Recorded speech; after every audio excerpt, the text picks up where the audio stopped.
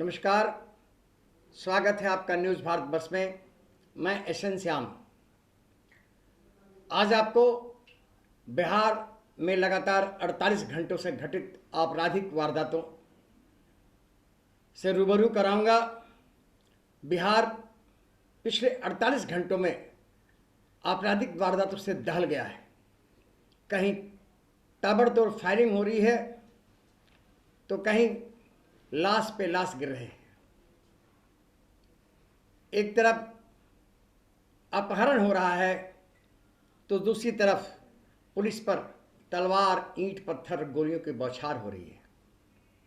और तो और भारतीय सेना का जवान भी खुलेआम फायरिंग करके अपनी बीवी, बच्चों और गांव की महिलाओं को मौत के घाट उतारने पर तुला है।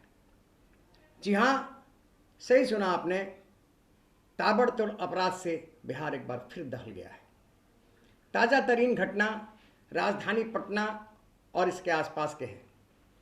बिहटा में परसों जो कुछ हुआ वह वास्तव में बिहार की कानून व्यवस्था पर एक प्रश्नवाचक चिन्ह है। पटना पुलिस की मुस्तैदी और कार्यशैली पर अपराधियों का यह कारनामा सवाल खड़ा कर रहा है। अपनी जमीन की घेराबंदी की रखवाली कर रहे 3 युवकों पर देर रात में बिहटा के माचा स्वामी मंदिर के पास अपराधियों ने अत्याधुनिक हथियारों से, स्वचालित हथियारों से ताबड़तोड़ फायरिंग की। यानी जिसे कहे कि खूनी खेल खेला। और इस खूनी खेल में 2 नौजवान राहुल और प्रदीप मौत के घाट उतार दिए गए। तीसरा नौजवान अजीत जख्मी होकर अस्पताल में जीवन और मौत से संघर्ष कर रहा है। भूमि विवाद की इस घटना में 2 लोग मौके वारदात पे ही मारे गए। फिर भी पटना पुलिस कहती है कि सब कुछ ठीक ठाक है। बिहटा में पिछले 3 दिनों में 4 लाशें गिर चुकी हैं। आज सुबह राहुल नामक एक नौजवान की लाश मिली जो नेवरा ओपी जो है उसके झाड़ी के पास से बरामद हुआ। यह नौजवान टेम्पो चालक था, अपना टेम्पो चलाता था। पिछले 2 दिनों से यह गायब था और आज बोरे में बंद इसकी लाश मिली। इसके लाश मिलते ही आसपास के इलाकों में खलबली मच गई और इसके परिजनों और स्थानीय नागरिकों ने बिहटा नेवरा मार्ग को जाम कर प्रदर्शन भी किया। ठीक इसके 1 दिन पूर्व बिहटा में छड़ी से ही एक और लाश बरामद थी। यानी यूं कहें कि बिहटा में 3 दिनों के अंदर 4 लाशें बरामद हुई। बिहटा को हम क्राइम जोन भी कह सकते हैं, क्योंकि पिछले कई दिनों से बिहटा में सोना चांदी के ज्वेलर्स एक दुकान पे, बेस्ट ऑफ ज्वेलर्स के दुकान पे भी हमला हुआ। दुकानदार को गोली मारी गई, उसे लूटा गया, जिसका उद्भेदन हुआ। पटना के एसएसपी के नेतृत्व में बनी टीम ने इसका उद्भेदन किया। लेकिन बिहटा में जिस ढंग से आपराधिक वारदातें बढ़ रही हैं, बिहटा में जिस ढंग से अपराधी अपने पांव पसार रहे हैं, पांव ही नहीं पसार रहे हैं बल्कि उन्होंने अपना झंडा गाड़ दिया है और पुलिस चुपचाप देखती रहती है। इससे यह साबित हो गया है कि बिहटा क्राइम जोन में तब्दील हो गया है। आलमगंज में कल दिन दहाड़े एक नौजवान को गोली मार दी गई।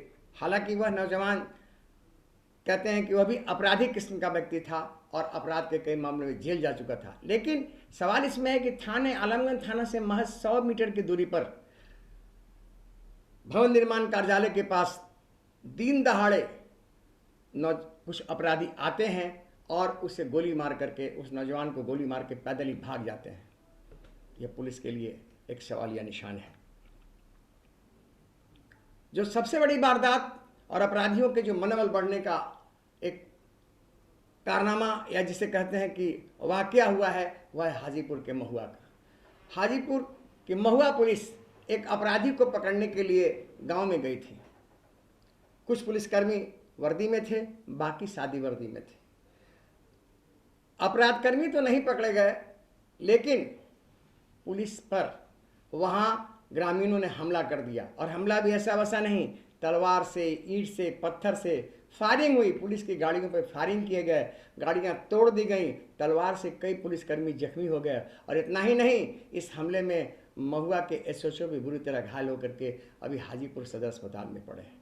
और पुलिस का वाकया देखिए, वह एसडीपीओ वहाँ के पूनम केसरी कह रही हैं कि कार्रवाई हुई है, हम 12 आदमी को पकड़ चुके हैं। लेकिन आखिर यह वारदात हुई कैसे? कैसे अपराधियों का मनोबल इतना कैसे बढ़ गया? आखिर इसे किसने संरक्षण दिया कि अब सीधे वो पुलिस पर हमला कर रहे हैं? और चौथी वारदात पश्चिम चंपारण के बेतिया की है, जहां सेना के एक जवान ने अपने ही पत्नी और बच्चों को गोली मार दी, वो भी शराब के नशे में। दिल्ली में पोस्टेड नरेश शाह नामक यह भारतीय सेना का जवान इन दोनों छुट्टी में आया हुआ है और वह कल शराब के नशे में अपनी पत्नी को पीट रहा था। जान बचाने के डर से उसकी पत्नी गांव की ओर भागी और गांव में जो महिलाओं की टोली बैठी हुई थी उसके बीच जाकर छिप गई।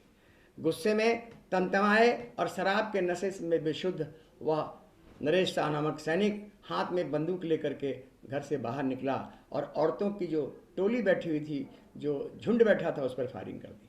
उस फायरिंग में उस जवान की पत्नी को तो गोली लगी ही, 2 और महिलाएं भी घायल हो गई और इतना ही नहीं, उसने अपने बच्चे को भी गोली मार दिया। ये तमाम लोग बेतिया के अस्पताल में भर्ती हैं और इलाजरत हैं, जिसमें उसकी पत्नी की स्थिति गंभीर बनी हुई है। अब सरकार कहती है कि शराब पर पूर्ण प्रतिबंध है। भारतीय सेना का एक जवान दिल्ली में पोस्टेड है, बिहार आता है और बेतिया जैसे जगह पे शराब पीता है और शराब के नशे में अपनी पत्नी को पीटता उठता है और जान बचाने के लिए जब उसकी पत्नी भागती है तो औरतों पर गोलियों के बौछार करता है। अब आप इसी से सोच सकते हैं कि बिहार में कहाँ शराबबंदी है।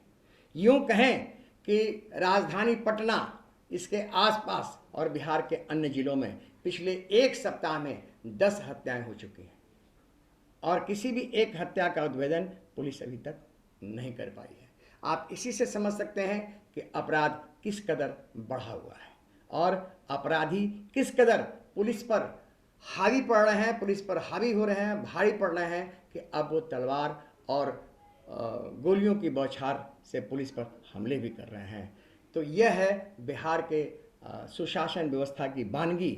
अभी जो हमें खबर मिली, आज मुख्यमंत्री का जनता दरबार भी है और मुख्यमंत्री के इस जनता दरबार में एक महिला पहुंची।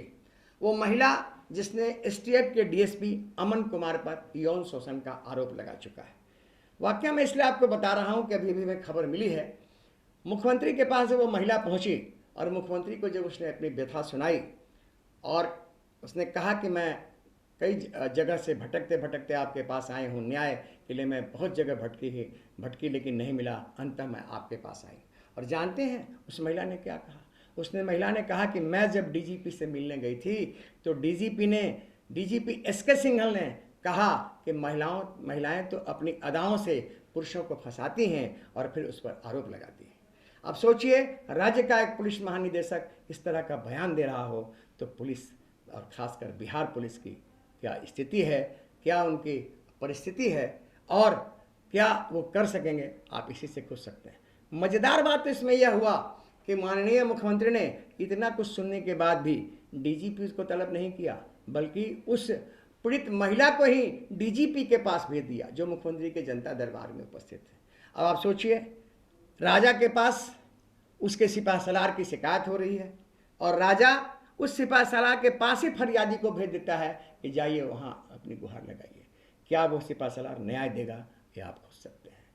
इसी तरह की खबरों के लिए बने रहिए न्यूज़ भारत वर्ष के साथ। एशन श्याम, पटना।